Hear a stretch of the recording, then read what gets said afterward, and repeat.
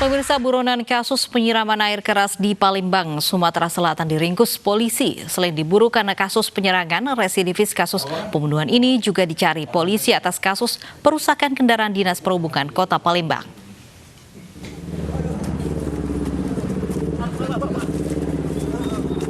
Jimmy, buronan kasus penyerangan dengan air keras di Palembang, Sumatera Selatan, tak berkutik saat dibekuk tim Jatanras Polda Sumatera Selatan. Ia disergap saat akan keluar dari persembunyiannya. Saat dibekuk, polisi temukan 2 botol air keras dan senjata tajam di motor pelaku. Pelaku dan barang bukti langsung dibawa ke kantor polisi untuk diperiksa. Jimmy mengaku air keras dan senjata tajam itu selalu dibawa untuk menjaga diri dan melukai lawannya. Tak hanya penyerangan dengan air keras, Jimmy ternyata juga terlibat sejumlah kasus kriminal lainnya. Yang pertama adalah pengerusakan terhadap mobil disub di saat event Asian Games. Mobil disub tersebut dirusak, dipukul-pukul menggunakan parang spionnya, kemudian kapnya mesin dihancurkan. Ada membuat laporan polisi di kita sedang kita tangani. Kemudian yang perkara kedua, yang bersangkutan tersangka ini juga melakukan penganiayaan dengan menyiram air keras. Jimmy menjadi DPO setelah menganiaya sesama tukang parkir dengan air keras. Akibat tindakannya, korban alami luka bakar serius di sekujur tubuhnya. Kasus ini terjadi Februari 2019 lalu. Sementara di tahun 2018 silam, Jimmy berulah dengan merusak mobil Dinas Perhubungan Kota Palembang. Hal ini dilakukan karena pelaku tak terima adanya larangan parkir saat penyelenggaraan pesta olahraga Asian Games. Dari Palembang, Sumatera Selatan, Firdaus, iNews melaporkan. Majelis Hakim Pengadilan Negeri Jakarta Utara menjatuhkan putusan terhadap 2 terdakwa penyerang penyidik KPK, Roni Bugis dan Rahmat Kadir. Rahmat Kadir divonis 2 tahun penjara, sementara rekannya Roni Bugis divonis 1 tahun 6 bulan. Sidang di Pengadilan Negeri Jakarta Utara dipimpin Hakim Ketua Juyanto serta 2 hakim anggota Taufan Mandala dan Agus Darwanta. Majelis Hakim sepakat terdakwa Rahmat Kadir dan Roni Bugis terbukti secara sah dan meyakinkan melakukan tindak pidana bersama-sama menganiaya penyidik KPK Novel Baswedan.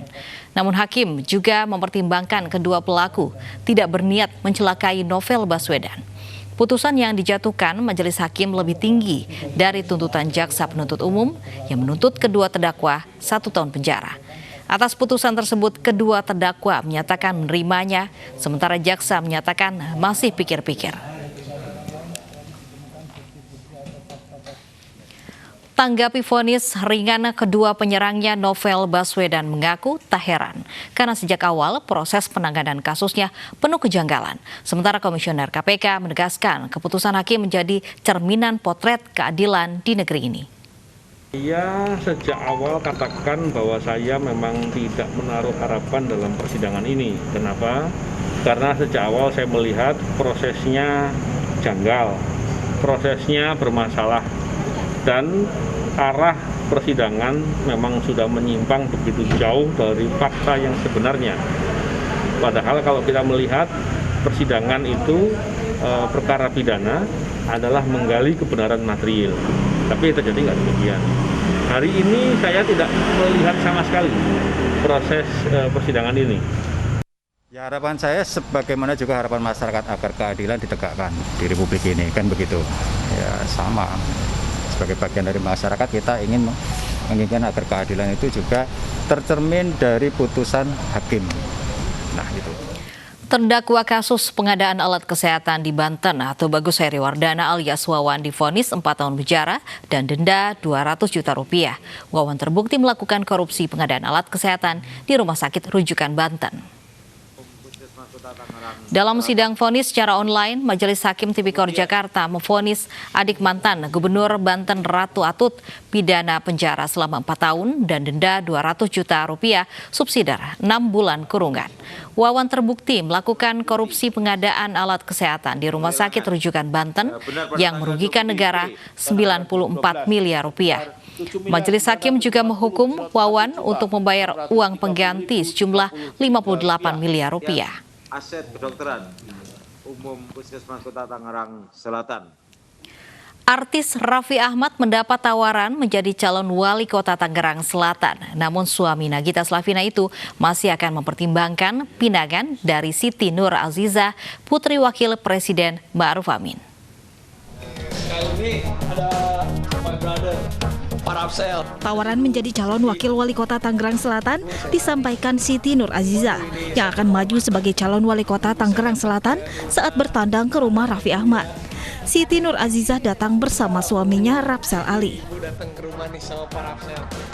Kan sekarang banyak artis mau jadi bupati, wakil gubernur, ya kan? Iya. Nah, sekarang Raffi. Daripada jauh-jauh kan tetangga tuh. Iya.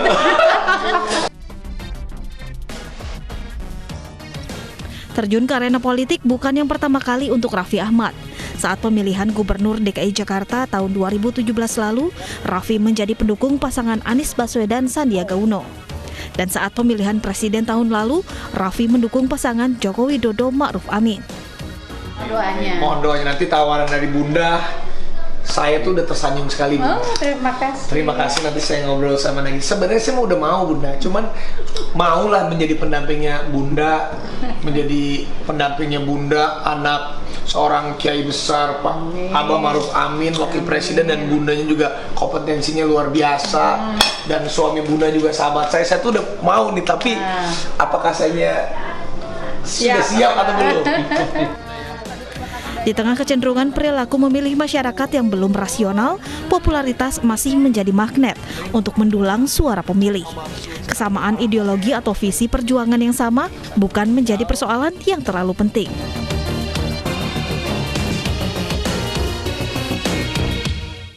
Seorang pemulung terjaring razia di kawasan Kebonjeruk, Jakarta Barat. Pemulung membawa uang tunai 7 juta rupiah dari penjualan sembako bantuan sosial di masa pandemi COVID-19.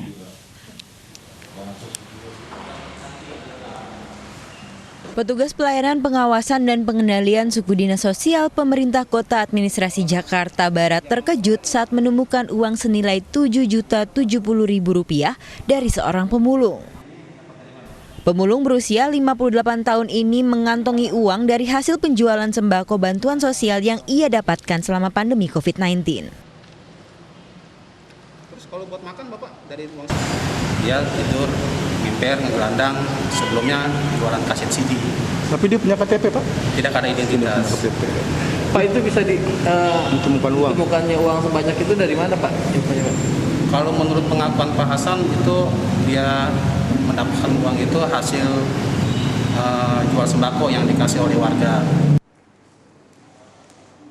Pemulung bernama Hasan ditangkap petugas P3S saat tidur di pelataran jalanan di kawasan Kebonjeruk, Jakarta Barat. Ia mengatakan bantuan sembako ia jual sejak pandemi COVID-19 dan hasilnya untuk kebutuhan sehari-hari. Kosnya? Nah, kalau satu kantong kadang bisa 50, 60. Itu jual kemana Pak? Di lapak, ini lapak kerongsokan. Kerongsokan. Iya. Udah berapa banyak yang dijual Pak? Hah? Udah berapa banyak yang dijual sembakonya? Oh, saya lupa sih. Banyak banget Pak ya? Udah banyak, lupa kan. Kini Hasan akan dirapid tes terlebih dahulu, baru nanti akan dikarantina di Panti Sosial Kedoya, Jakarta Barat. Dari Jakarta, Miftahul Gani, iNews melaporkan.